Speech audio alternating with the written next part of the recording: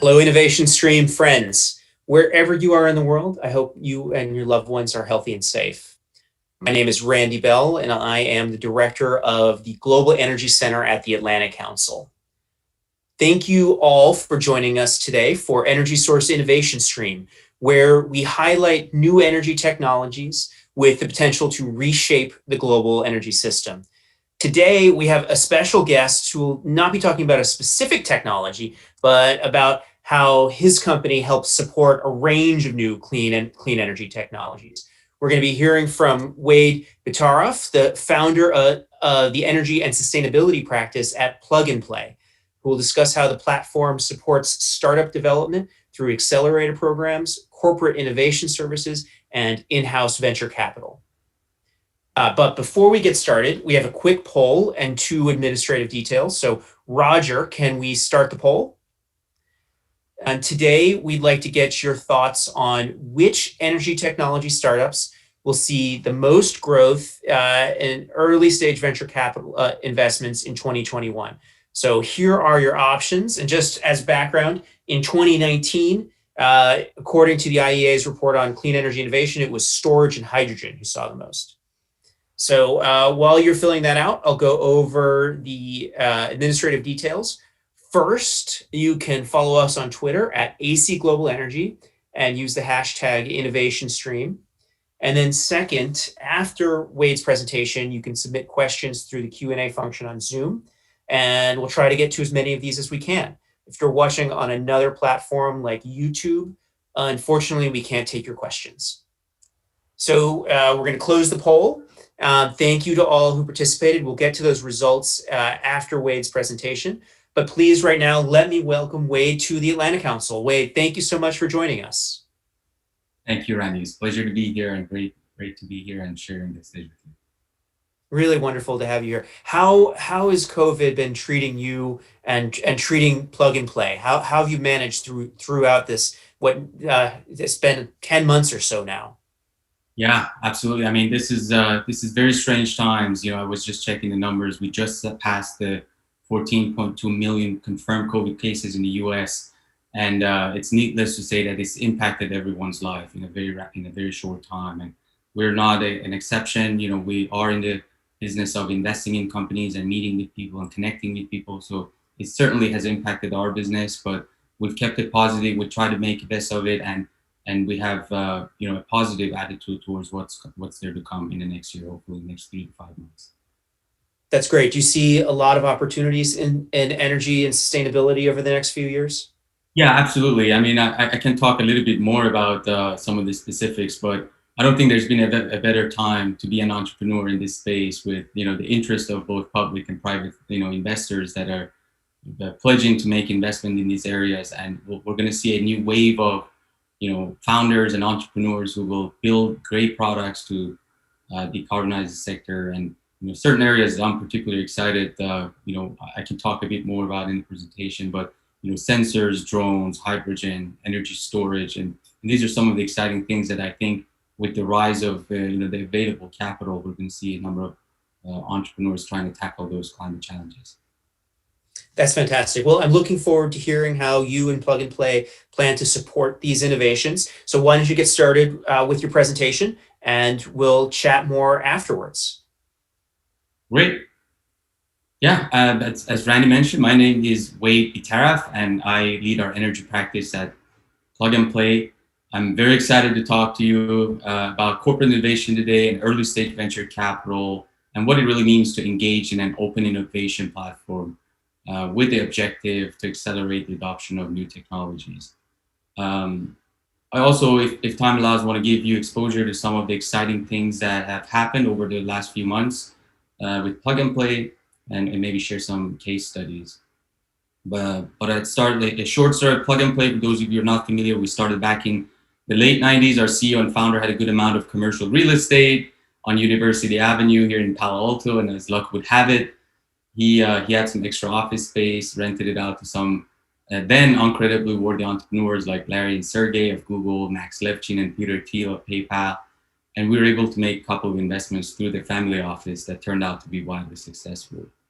And that all really changed in 2006 when we took our facility in Sunnyvale, which is nestled right between Google and Apple. And since then, we've built out not only a much grander investment strategy and portfolio, but we've layered in many different areas for which it helps the startups to get to market faster and cheaper, far more expedient for all parties involved. So we try to pair them up with some of these large corporations and that are seeking technology needs.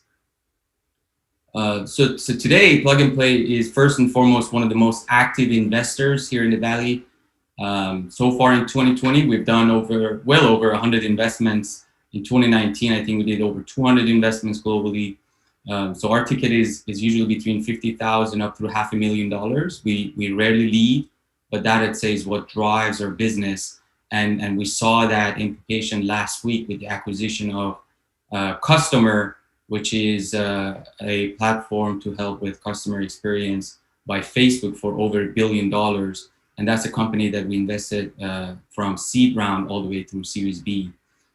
So secondarily is what we call our accelerator programs. So in each of our 30 plus locations, we run what we call our vertical programs twice a year per vertical. So we've layered in a lot of areas for which startups can gain access to both validation and build out their company much faster. We have co-working space in our headquarters. We house 400 to 450 startups in a given time. And we think of ourselves for a couple of different reasons as positioned as both a business accelerator as well as an incubator. So very early idea companies trying to focus on what's big product that they're building on and path to market, things like that.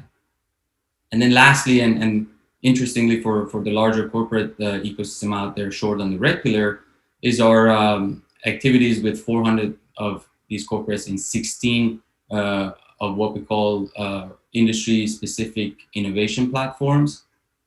And these are effectively groupings of large corporations that are sectored off and focus on an industry value chain. So we offer through our program a non-equity requirement opportunity for startups to participate, engage, and hopefully land one of these large corporations as their clients. So I lead the energy division. Other divisions include IoT, mobility, real estate, construction, logistics, new materials, and a few others. And then each of these have roughly between 10, 20, or upwards of 60 of large corporations seeking technology that's both early as well as mature. And I think what we've been most successful is drive two value propositions to our corporate partners in the energy sector. The first one is to create an intelligence tool that all these corporations benefit from based on not only our sourcing process, but as well as horizontally some of the feedback that they receive as they work collectively in finding technology. So I think, so think of it as an awareness avenue that enable them to stay privy to pending technologies in the market that may impact their business from the adjacent verticals. And the second major value prop is finding them technology that's ready today, meaning that they could buy, build, acquire fairly quickly through a process of either outsourcing or actually licensing the technology. So I'd argue about 90% of our startups in the energy space, and more than that, are based on a model of enterprise, a utility or oil and gas, or a larger construction company in that value chain. So they're a B2B or B2B2C, often white labeling their technology. So a few other verticals I mentioned, just to touch on the accelerator program, the selection process in each of our locations for us twice a year, through say 20 to 30 of our energy partners, we identify for each of these respective business units within each of these partners, two things. Number one is the technology area, and number two would be a very specific use case as it relates to that technology. So we look at roughly 1,000 startups, both that apply to our website as well as technology areas that we actually source around the world with about 100 venture scouts that are distributed globally. Then we drill down from that initial list to 100 of the most relevant companies that are in varying stage, early through growth. And these corporates will respond back and kind of hierarchically base which startups are most relevant and important. So this is a big area for which we vet is really through the actual platform. And as you might imagine, if 10 out of 15 of our utility partners say they have very interest or they're excited about a solution, is probably a good indicator for an investment opportunity for us. And so it's kind of a signal that the industry needs this particular product. So we use the actual industry as a means to diligence the startup. And we may invest during, prior, after, or not at all in the programs. And then from that, the feedback, as you might imagine, is incredible. So our main objective when we work with these corporations is to convert not only a pilot, but an actual product into a commercial offering, so that at the end of the day, it either means cost savings for the corporate by using better technology that optimizes their operations specific to their use case, or it's a brand new technology that augment their service offerings. Could be a brand new product, think of anything on the hydrogen space, on carbon capture, sequestration, energy generation, and storage. Or maybe it's a brand new service that's very helpful for a concierge or customer service perspective. So that'll be launched within the company and then hopefully build out as an industry standard. So like energy management tools, electric vehicle fleet optimization, loyalty programs, etc. Here's a quick look at what where we are today and where we present. Well, one of the projects that I wanted to highlight is that we're proud of at Plug and Play is our partnership with the Alliance to End Plastic Waste, which started in Silicon Valley, in Paris and Singapore, but was expanded just last week. It was announced into Sao Paulo, China, and South Africa. So we're incredibly excited to work with 40 plus of the largest petrochemical and chemical companies in the world that have pledged to put an end to plastic waste, trying to find additives to make plastic easier to recycle, waste collectors, find traceability and visibility tools for their responsible supply chain, and find mechanical and advanced recycling, and really look into more effective ways to collect waste around, post-consumer responsibility. So ways of integrating plastic waste into everyday consumption and then upcycling them, the plastic waste. This is a really quick snapshot of our portfolio companies that have been incredibly successful. And this is really what drives our business. I mentioned customer, but I have the next slide that I'll talk a little bit about the success stories and case studies of some of the companies in our portfolio that we've been a part of since they were, a few people all the way to what they built, global solutions that not only made our world more livable, sustainable, and workable, but also, build very successful businesses. And we project to create 250,000 jobs by 2050 through these portfolio companies. So I wanted to cover a few stories of some of our portfolio companies that adapted quickly and have been thriving during COVID. And I'm happy to double click on them based on the audience question today. The first one is the robotic company Tortoise. That was targeting micromobility as its initial go-to-market, but started getting significant traction after they pivoted and started building a last mile delivery solution, which is a very fast expanding market, and everyone's ordering products from their home. So Tortoise has signed now several deals since then, including one of the largest grocers in the world and a very large logistic company, and they're making deliveries right now as we speak. Second one is the Gideon Robotics is a company that are mainly in the warehouse robotics space, but they made a small pivot for disinfecting public spaces with UV light and with sanitizers, and they gained major traction with the Croatian government signing larger commercial deals. Another example is EdgeWorks, which is an edge computing infrastructure software company that started making reference device and software to enable businesses and schools to reopen safely. And that pivot helped them, to turn what we see today as a challenge in this area to a huge opportunity for them. And now they're helping, a lot of kids in school to go back to school safely. Natera is a startup out of Israel that develops radar chip, and they also pivoted their solution to sense biosignals of heart rate and respiration, through which they partnered with one of the largest automotive OEM tier one suppliers and a large defense contractor in Israel to develop screening solutions, which are actually now being deployed by the government.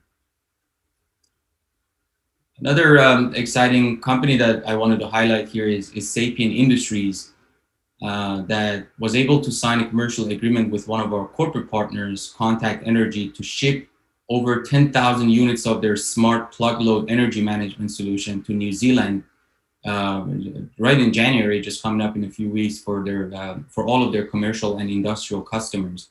And that we see the implication of customers' expectation changing and driving the demand for large corporations to commit to net carbon zero goals and really allocate resources to do so. And we're going to see a number of startups, a new wave of startups in the clean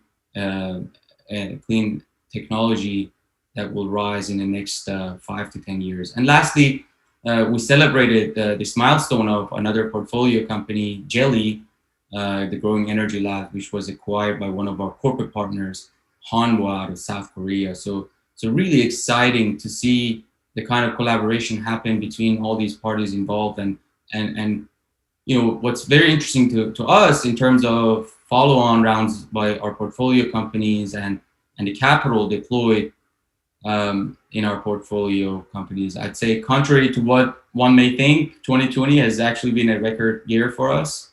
More than half of our portfolio companies raised financing this year, which is a great short-term success metric for us as investors. And definitely our corporate partners are also really excited about it. And on the corporate side, we've been able to bring some of the largest brands like Sabic, Lubrizol, British Telecom in their green innovation platform, McDonald's, Nike, and many others on board as partners as they make commitment to digitize and decarbonize their sector. So they all play a role in reducing the global greenhouse gas emissions in varying degrees, and they work with us in more than, as I showed earlier, 30 plus locations around the world.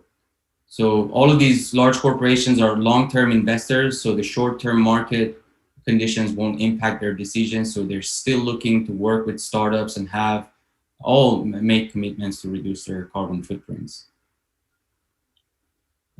So yeah, some reason to stay positive amid all the challenges in this environment today.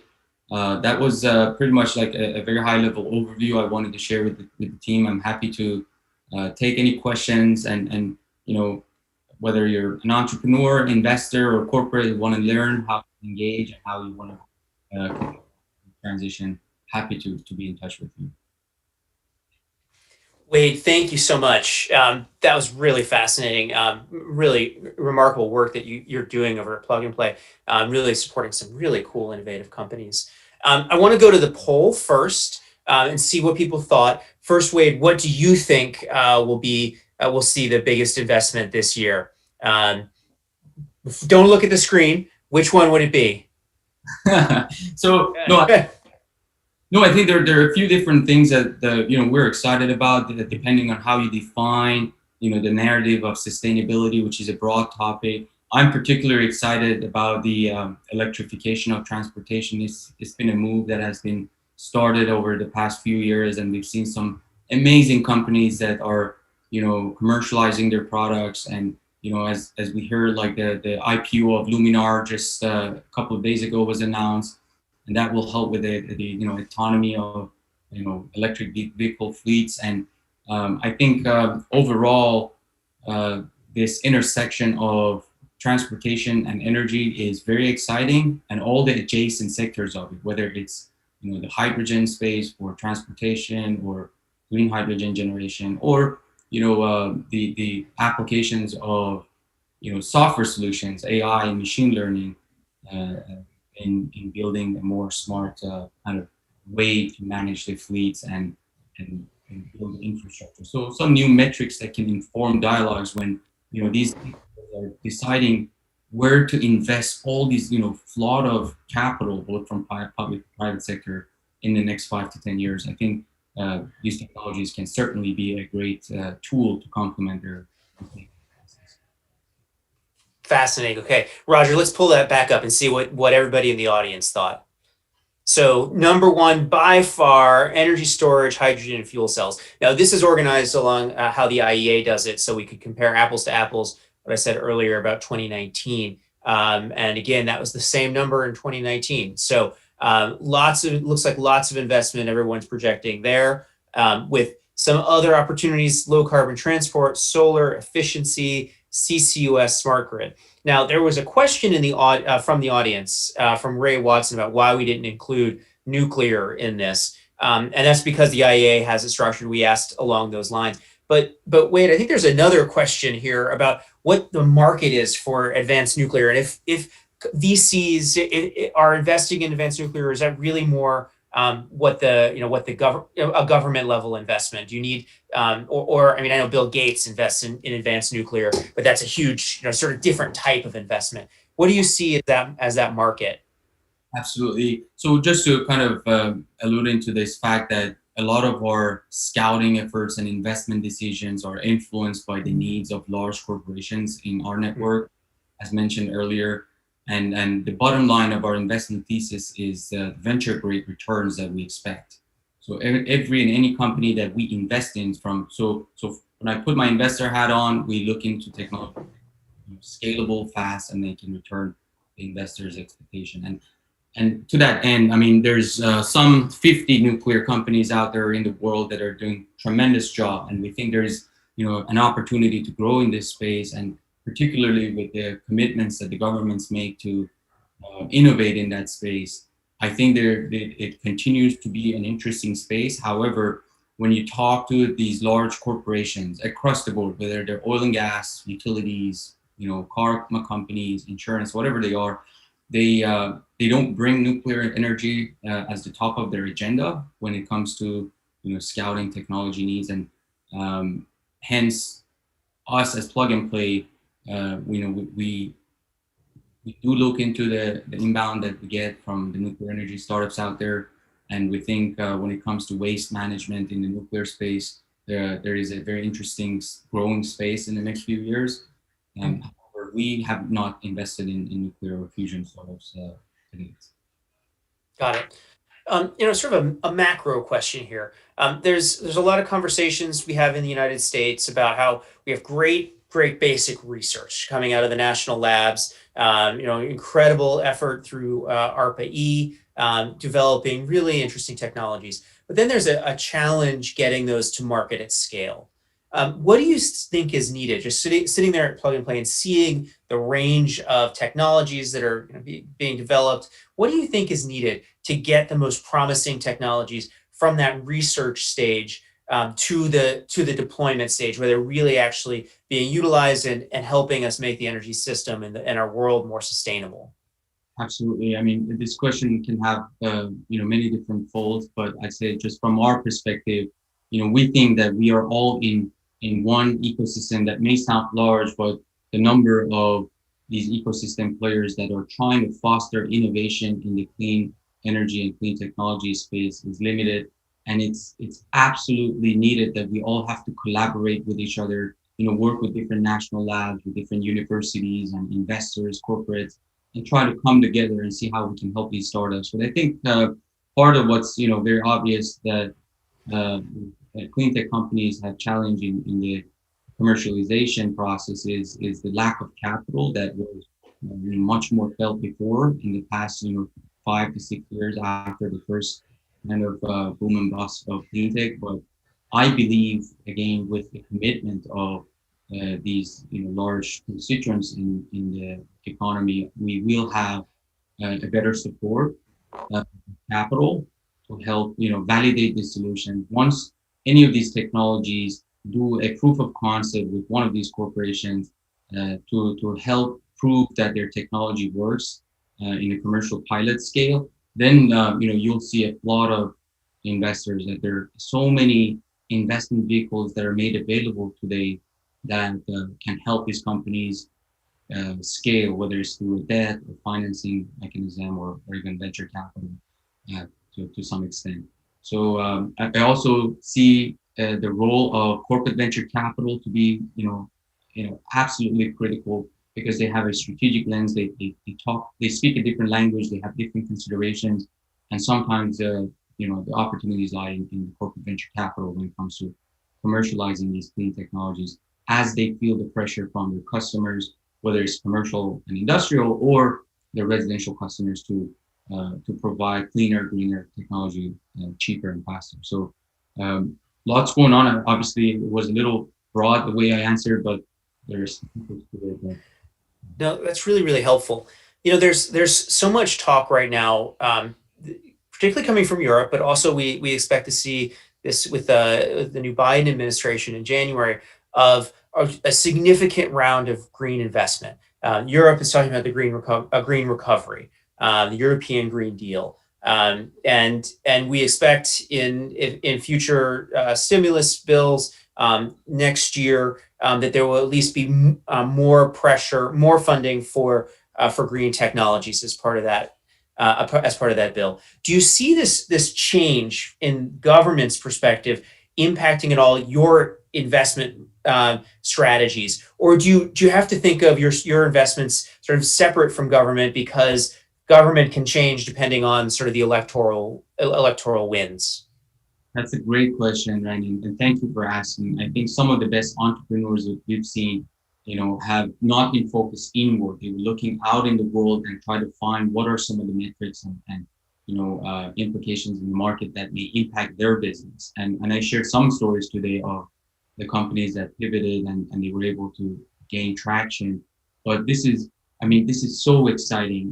This never been a better time to be an entrepreneur in the clean energy space. And I think we're going to see entrepreneurs are very smart, and some of the traits that we've seen in the best entrepreneurs is that they kind of try to see how they can turn a challenge into an opportunity and focus their products on where the opportunities exist. And with the rise of commitment from different administration in the U.S. and other places, I think we're going to see a wave of technologies, early stage startup companies and entrepreneurs who will come and build technologies. It may or may not be kind of as mature in the first year or two. So we try to be kind of aware of that, but we definitely think as we move forward in the next 5 to 10 years, we're going to become very mature, some very scalable technologies that will be out in the market. And I also mentioned investors are long-term investors, right? They don't look at the early kind of indications of market conditions. They look at what can they, build for the future as we see the population rise and the need for clean energy rise. And I think the fact that these governments are making these commitments is just going to push and help to create a larger wave. That's really great to know that you think this is positive. I think we'll watch this space over the next six to 12 months. We're just about out of time. I want to do one more question. It's not the question from the audience, but it's inspired by a question that Aziz Asi put in the chat, and he's talking about GCC countries and some of their interests in clean technology.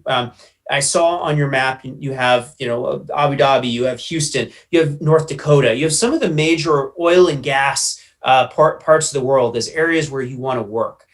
What is and your background even is you have a master's in science in petroleum and natural gas. I'm blanking on the exact degree, but I know you're an expert in fossil fuels. How do you see that interaction between the fossil fuel community, which many of these companies are working to become much cleaner and are making really interesting investments in clean technology, but also have legacy assets that are emissions producing?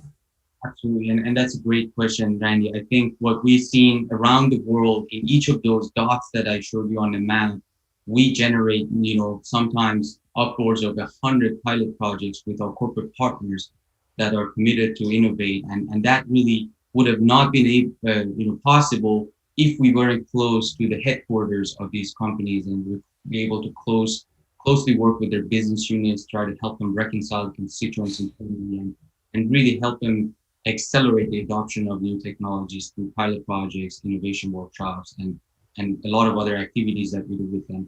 And in these kind of new exciting locations that we're right now in Houston, in Abu Dhabi, and other places that I mean, yesterday we announced the launch of our Japan office. I can't be more excited. I mean, some of the largest Japanese, stakeholders are going to be working with us to reduce their carbon emissions and drive circular economy.